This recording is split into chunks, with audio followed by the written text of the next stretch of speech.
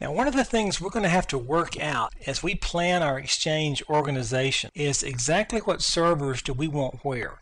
And Exchange is going to have to coincide with Active Directory, obviously, because it's such an integral part of Exchange. Now, there's a number of books on the market, and I would strongly recommend you get your hands on one. When the Exchange 2003 Resource Kit becomes available, I can guarantee it'll be worth the investment. Most of the things that are out there on your Exchange organization structure and deployment still apply to Exchange 2003. So if you have Exchange 2000 information, it's going to apply. Again, I would point you to Microsoft's website, to that library that I mentioned earlier in the course, and there's a deployment and there's also a planning white paper. I would strongly suggest you get those. But I'm going to hit the high points here and just remind you of what you need. Number one, you need a global catalog in every site that you have an Exchange server in, because Exchange server uses the global catalog to determine where recipients to messages are and for distribution lists and so forth. So if you've got one of those there, things are going to go much smoother. Notice it is required, and you can figure that you need about a 4-to-1 ratio of Exchange processors to global catalog processors, which means if you've got 4 Exchange processors, or if you've got 6 Exchange processors and 1 GC or global catalog processor, then you're probably working it too hard. You need another global catalog. You'll have to talk to your Windows 2003 administrator about the global catalog issues. Now, having global catalogs and having enough global catalog servers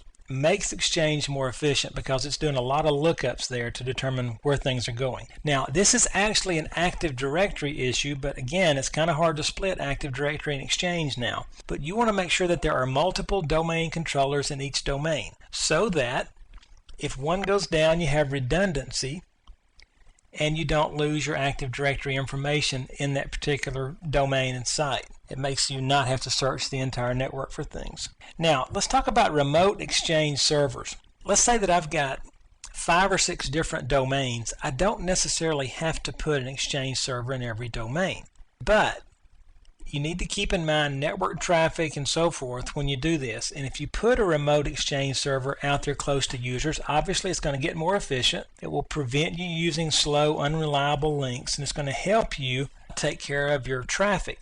However, once we start putting remote Exchange servers out there, watch physical security. One of the biggest threats to your network is going to be the physical security of the machine. And if you're thinking about putting a box out in a remote office where not many people are around or where nobody comes to work at that location every day and so forth, make sure you lock that server up really well because it's extremely vulnerable to some sort of tampering or intrusion.